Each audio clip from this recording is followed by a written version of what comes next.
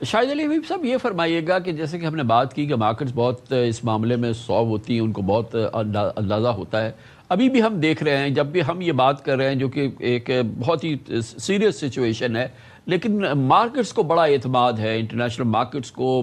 اور commodity markets کو، oil کی پرائسز کو اگر آپ دیکھیں کوئی پینک کی صورتحال نہیں ہے. اور ہم اپنی مارکیٹ دیکھیں تو آج صبح تو ہمارے یہاں تو ایک یہ صورتحال تھی کہ some thing good is coming, تو اس وجہ سے مارکیٹ آج بہتر پرفارم کر رہی تھی، پاکستان اسٹاک ایکسچینج وغیرہ. تو اوور آل ابھی بھی مارکیٹ کو یہ اعتماد ہے، یقین ہے کہ بیٹر سینس ول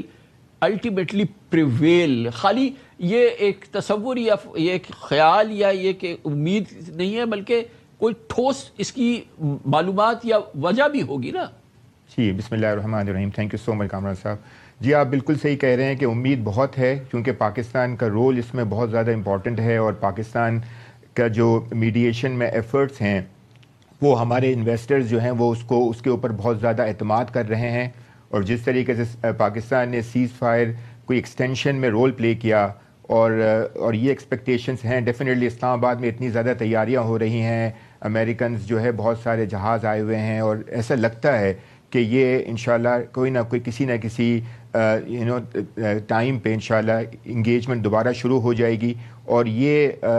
جیسے فاز صاحب نے کہا کہ سیز فائر کی ایکسٹینشن بھی اگر ہو جائے وہ بھی ایک بہت بڑا سائے آف ریلیف ہوگا. جہاں تک آپ نے گلوبل مارکیٹس اور ہماری مارکیٹ کی بات کری، ڈیفینیٹلی کموڈٹی کی پرائزز اگر آپ دیکھیں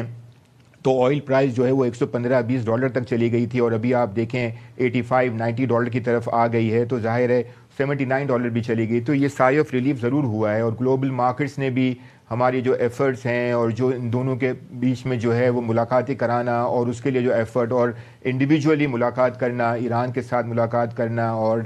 ڈسکشن ہوئی ٹیلی فون پہ ہمارے فیلڈ مارشل اور پرائم منسٹر صاحب سے، تو یہ ساری چیزوں کو بہت زیادہ اس کے اوپر پازیٹیوٹی ہے، اور بہت زیادہ اعتماد ہے کہ ہم اس کی وجہ سے انشاءاللہ کوئی نہ کوئی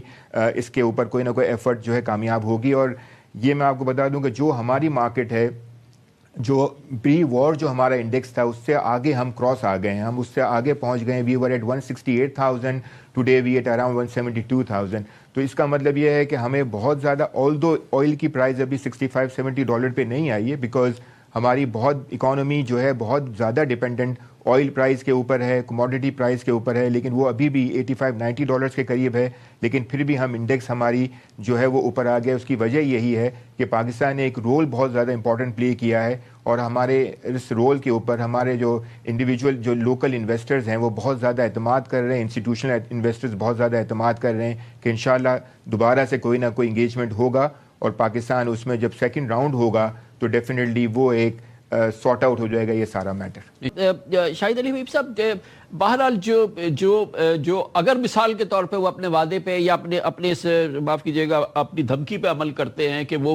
پھر شروع کر دیتے ہیں بامبنگ، تو ظاہر ہے کہ ایران ہاتھ پہ ہاتھ دھرے تو نہیں بیٹھے گا. اور یہ جو پوری گلف سٹیٹس ہے جہاں پر اتنے دنوں کے بعد، ابھی ہم نے کل دیکھا ہے یو اے ای میں جو ہے وہ بیک ٹو لائف جو ہے ریسٹور ہوا ہے نظام، سکولز کھلے ہیں، لوگوں کو جو ورک فرام ہوم تھا وہ ختم ہوا ہے، لوگ اپنے آفیسز میں گئے ہیں. ہمیں پتہ ہے کہ روڈز میں، مالز میں ایکٹیویٹی ریسٹور ہوئی ہے، حالات بہتر ہوئے ہیں. اسی طرح سے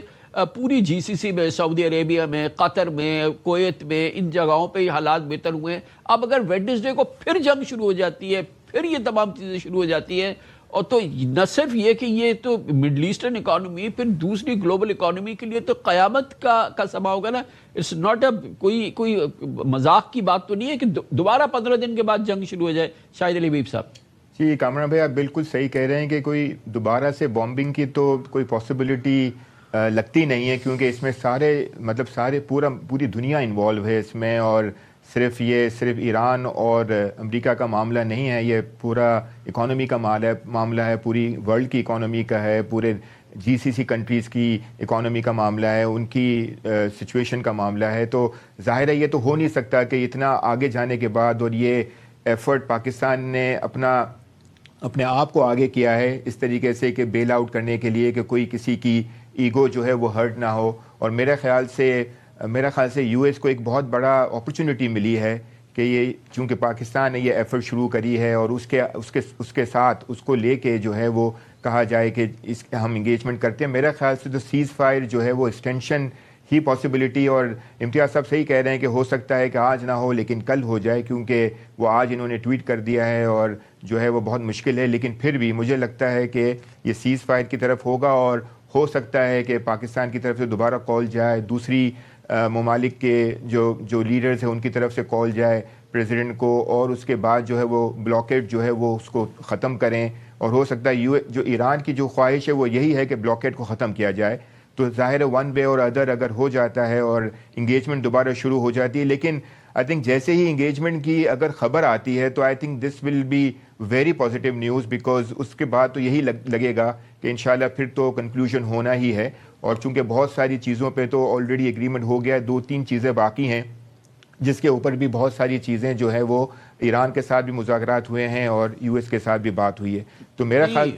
اور شاہد بھائی بالکل صحیح کہہ رہے ہیں, کیونکہ اس میں اس وقت سب سے بڑا مائل سٹون جو ہے پوری دنیا کے لیے سکون کا یہ ہے کہ سیز فائر, اور سیز فائر اگر ہو جاتا ہے تو اس کے لیے تو ورڈ استعمال ہوگا وار اینڈز, اور پھر وہ تمام صورتحال جنم لے سکتی